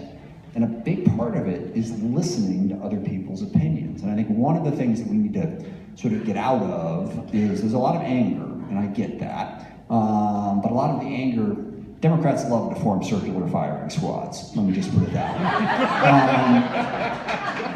And that's not helpful. So you got to figure out, how do you build a network, all right? And we'll be happy to talk with you more about how to do that, like I said, on the political side. Yes? Hi there, my name is Kieran. I'm a stay-at-home mother of 2. Thank you for coming. And first of all, I just want to recognize one thing that hasn't been discussed that's very important to me and my friend who accompanied me here today. We really care about homelessness in Seattle, and I want to know what you're doing to fix that. Raise taxes, do whatever you have to do, but this is a problem we have to tackle. The second thing I want to say is, once upon a time, I believe that the checks and balances of our American government would save us from an unfit president. That ship has sailed for me, and I'm scared. I hear you on attacking the Republicans and the GOP on policy. However, we have yet to see tax returns from this man. We have seen huge conflicts of interest. There's a running list. There's banning the press. There's all of this stuff going on, and I see no one holding him accountable. I see Chuck Schumer out there. I see Pelosi. I see Cory Booker saying, we've got to do this, we've got to do this. Nothing's happening. Okay? And I agree with the that spoke before me, who was much more eloquent than myself. Sorry, I'm distracted. So it's all right. So this. Go ahead, just keep talking. Sorry. I can hear you.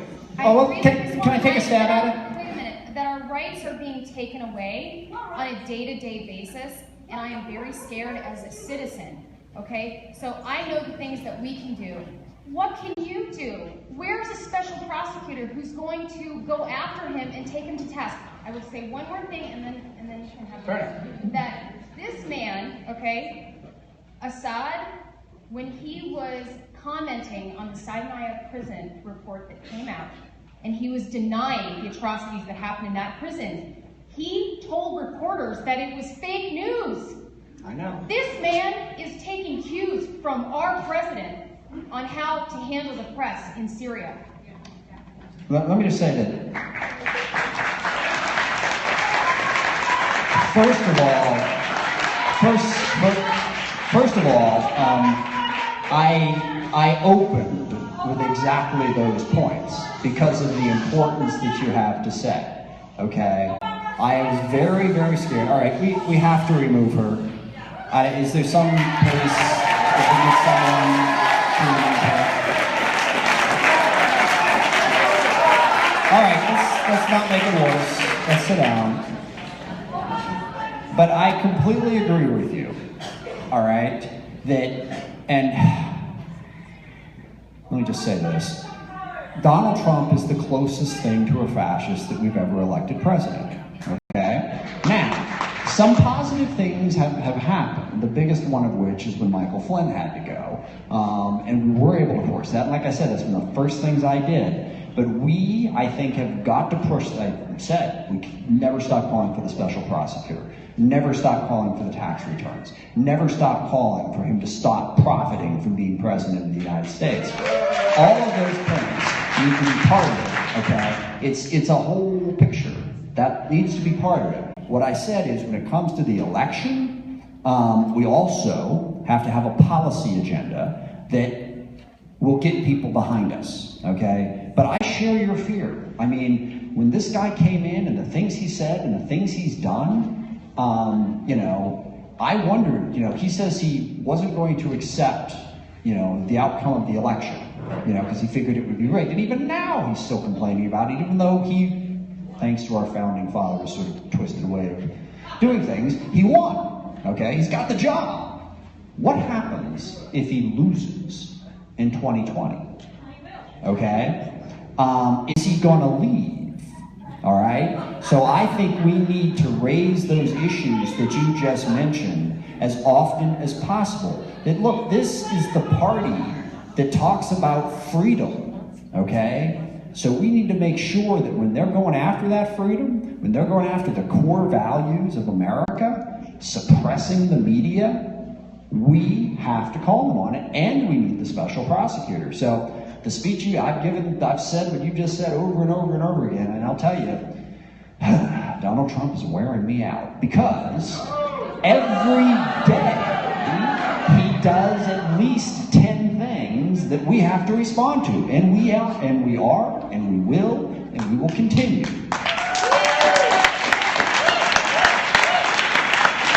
All right, I very much apologize, but I'm just going to take 2 more questions, and I want to emphasize again that please contact my office anytime. We've got a whole bunch of staff on to.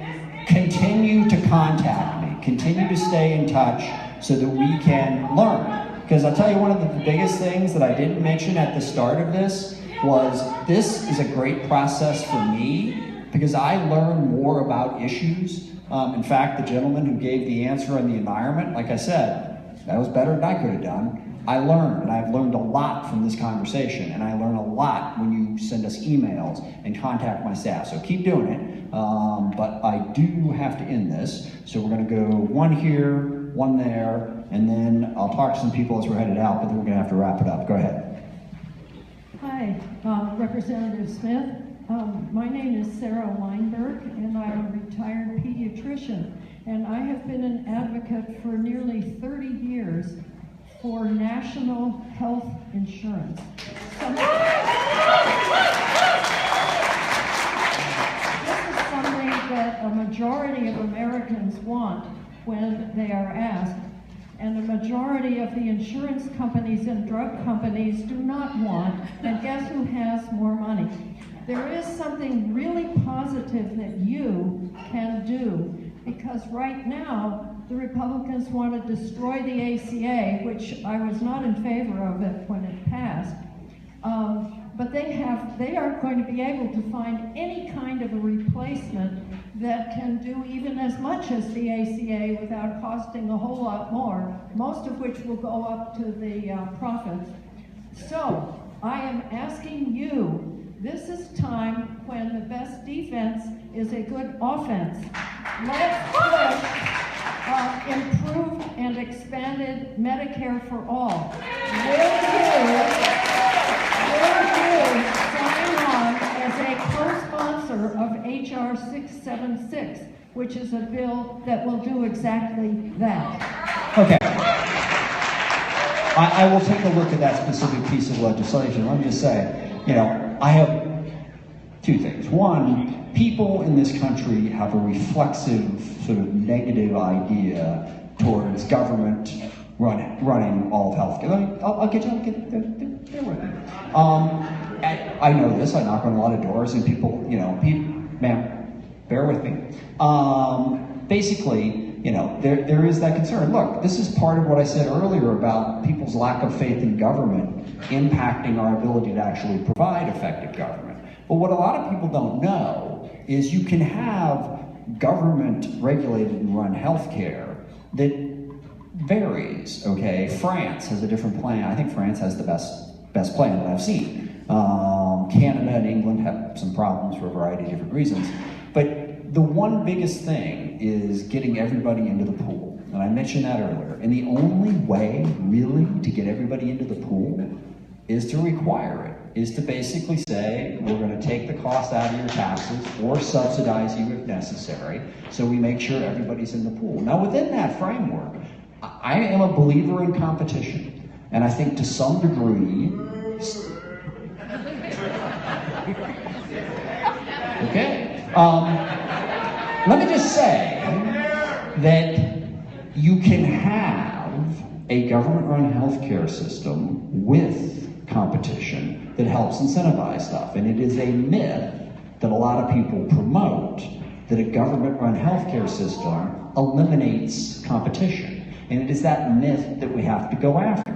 And different countries do it differently, some more effective than others, like I said. But if you have a government-run system that also allows for the competition, that will allow people to have choices in a bunch of different things, you can do that. You can build that system. And ultimately, I think you're right. Because as good as the ACA is, we talk about 25 million people, I forget the numbers, I think we went from like 15% or 16% of the population being uninsured down to about 8 or 9. Okay, that's good, but that's still 8 or 9% of the population that's uninsured. and that impacts the system. So I agree with you. We need a more comprehensive system, and I'll get back to you on HR 676. I'll have to look at it before I can give you an answer. Yes. Hello, my name is Kaylin Nicholson. I live in your district, and I'm a millennial. And I think I'm actually very representative of my demographic in the fact that I'm not a Democrat, I'm not a Republican, I'm not a libertarian, I'm a socialist. And I agree with you that our overwhelming... It's not the same thing.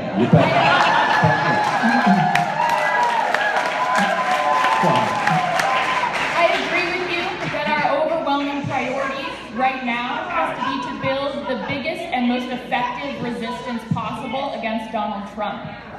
And I think if we look at the history of the last 100 years of this country, we can see that the most effective resistance to right-wing presidents and the most effective progress made towards enacting really bold progressive legislation has happened when there have been mass movements of ordinary working class people and young people in the streets. And that's true regardless of which party has been in power. We've made massive steps forward with progressive legislation under Republican presidents when there are mass movements of ordinary people and young people in the streets. Now, when I look around this room, there are not a whole lot of people from my generation here. There are Let me just interrupt for one quick No, second. I would like to finish, please. No, I just want... I'd like to finish, please. I'll let you finish, but I wanted to say that there's a lot more than I usually see. That's good, and I think that's because we're getting more politicized than we've ever been. But a lot of people still try to perpetuate this myth that the younger generation is apathetic or is selfish or is lazy and doesn't care about politics. Now, the Bernie Sanders campaign proved conclusively that that's not true. We are, in fact, the most willing to participate in direct action and political protest and to put everything we have into a political struggle if we see someone calling for the things that we want and that we need. And those are things like getting big money out of politics, taxing the super wealthy and big corporations to pay for things like jobs for low-income people and people of color, for affordable reproductive care and child care and paid parental leave for all women, and a $15 an hour national minimum wage, tuition-free college, single-payer health care. We don't see these demands being boldly championed by anyone else in the leadership of the country right now. Now, my question is, if the most effective way to resist Trump is to build the biggest possible grassroots mass movement in the streets, and the demands that we know are the most effective in doing that, and by the way, this isn't just for young people. Many of these demands, like getting big money out of politics, taxing the super wealthy to fund social programs, are extremely popular in the red states as well as the blue states. They're popular among low-income people across the political spectrum. So if we're talking about reaching out to Trump supporters, these are the issues we need to be championing. How are you and how is your party going to lead the most effective possible resistance to Trump if you're unwilling to call for mass direct action like a general strike on May Day, and you're unwilling to call for or practice demands like refusing to take corporate money and taxing big corporations and the super wealthy to fund the things that ordinary people like myself need? Okay. First of all, let me also say that Barack Obama proved your point as well. More young people got involved in that campaign than any campaign I've ever seen. And it's what pushed him over the top. It energized people. Now, I will say that not everybody agrees with everything you said. And part of building a coalition is having a coalition that is broad enough to be successful. Okay? So you gotta stand for those issues, but you also have to listen to other people and where they're coming from. Now, you made a couple of points I 100% agree with. In fact, I said already the $15 minimum wage. I endorsed the $15 minimum wage in CTAC and was very much aggressively involved with that. And it passed, and it's moved on to other places. Actually, I think the Democratic Party was very much behind the $15 minimum wage. I was there. I was a Democrat, and I was.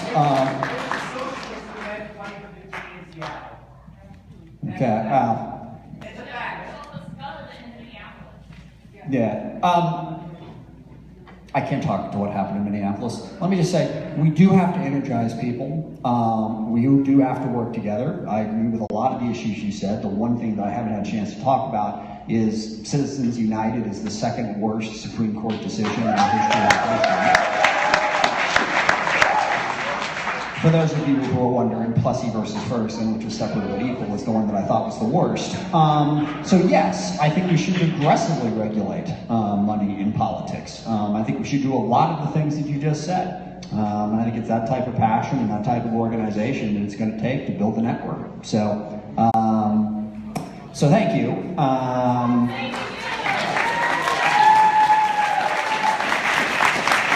I'm sorry, hold on.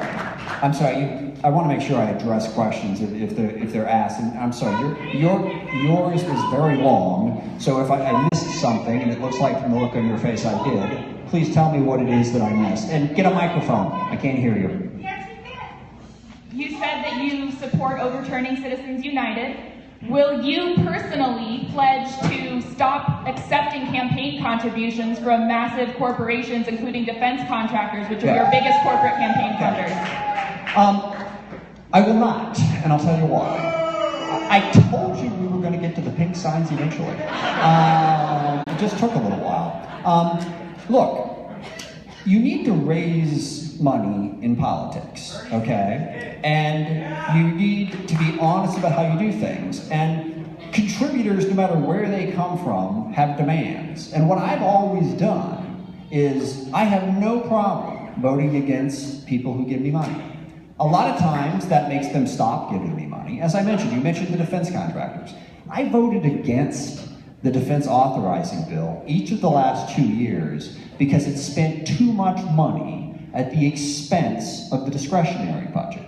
Both times, because I and that Democratic Party that you so loathe opposed that defense bill, we forced them to spend more money on domestic priorities. I also voted against the defense appropriations bill for the same reason. Sir, bear with me just a second, I'll cover this. But, you know, so I have stood up on all of those things. And I voted for the healthcare bill. And yes, I've taken money from the healthcare industry, and they weren't happy about it, all right? A lot of them stopped giving me money. You know, I was the first Democrat in the state to come out against TPP, the Trans-Pacific Partnership, to publicly say that. There were a lot of companies that had given me money over the years that was their #1 priority. So what you need is representatives who don't just follow their money, okay? Because even all the people who give money to Bernie Sanders, they have demands as well, okay? And maybe some of them are ones that you wind up not agreeing with. Don't go with the money. Now, with all that said, we'd have a much, much better system if we had public financing. And it can work. Arizona had a great law. They actually had statewide governor's races where no private money at all was raised, okay? And then the Supreme Court struck it down because of Citizens United. So I will continue to fight for that public financing law. But in the meantime, I'm not going to leave myself defenseless. I'm going to raise the money I can, and I'm going to tell people, look, if you're giving me money, you better understand one thing. It better be because you think I'm doing a good job. If you think it's because you then have veto power over my decisions, you're going to be sorely disappointed. And I will also say that I haven't made one single fundraising phone call in about a year. Now, my staff doesn't like that, and I do have campaign people, and I do raise money, but it is not where I spend my time. I am not one of those people who spends 3 or 4 hours a day down at the DCCC on the phone. I'm working for my constituents and not focused on raising as much money as possible. So, I'm with you on that point. Sir, you seem very insistent, so go ahead. Well, as you can see, I do. This zip code is not represented. You know, majority of the people who live on this zip code is African American and people of color. It's not represented by this town hall. So somehow something went wrong by you kind of attracting your constituent. So my question is, the Somalian American ambassador to Somalia came here and said that we spent a lot of money there, but we know that the money comes back in terms of people stealing the money. So what you can do to say, if we spend money in Somalia, that money should stay there. And if you steal it, we can figure out how to, because any money that comes out of the United States knows that we can publish the name of people who steal it. So just so I'm clear, you're talking about the remittance problem of... No, I'm talking about the U.S. aid that goes to Somalia that's coming back of stealing, people that are stealing back. Yeah. No, I mean, it's a broader question. It goes beyond Somalia. I mean, this is one of the criticisms of foreign aid, that, you know, some of the money isn't well spent or winds up in the wrong hands. And I remember having this conversation with someone who is very involved in economic development in the developing world, you know, and they said, oh, foreign aid, you know, has had these criticisms and everything. I said, look, if wasting money was a reason to stop spending government money in some area, we would have shut down the Pentagon a long time ago. So foreign aid can always be more effective, and I think we're working on it, and I think it's gotten more effective in large part because a lot of private organizations have gotten involved and been more rigorous about it, and also we've learned that you can't just have a bunch of US people come into a country and, you know, build everything that you act about. To be cliche, you got to teach them how to fish, not give them a fish, and actually give them responsibility and control. And I think we're making progress in Somalia. Okay. Can you make sure that money that are stealing from Somalia Yeah. back to the United States or somewhere else? Yeah, I can try and help, and I will. As you know, I've done a lot of work with the Somali American community here on a number of issues, and I will certainly continue to do that. I don't want to promise that I can guarantee that, you know, personally, that the money's not going to be stolen. I will do my best. My staff will do its best. I certainly know a lot of people in that world who can impact it, and I will reach out to those people and work with them. I'll promise you to work as hard as I can on that. I do, just as a closing note, I find it interesting that by and large, she has been shouting down the people asking questions more than she's been shouting down me. Which is sort of an odd protest approach. But anyway, again, I want to thank you all for being here. And, you know, this is a very troubling time. Someone, I think one of the things she shouted out was that we, you know, live in a liberal state and all that. And we do. And I'm happy about it.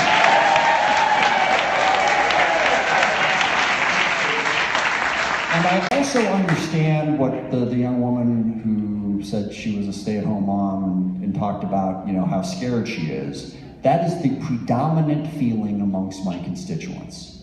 And I get that, okay? I understand the threats. I understand that we're standing up against something really important. And I want to assure you that I will be a tireless advocate for the values that I know my district holds dear. That is my job.